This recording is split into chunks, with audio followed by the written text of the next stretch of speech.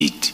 So the CCTV footage that we are playing is the one that was confiscated and downloaded on the 6th of December. But the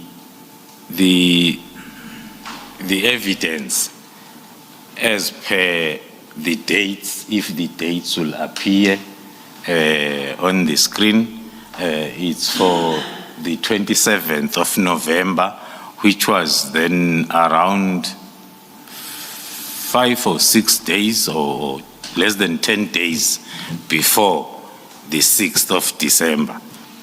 So on the first part. Let's just take it slowly. So this is, what we are looking at is footage from the CCTV camera at Mr. Molefe's house.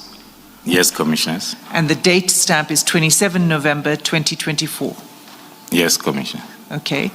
And who is the person that we can see in the video that's exiting the white BMW?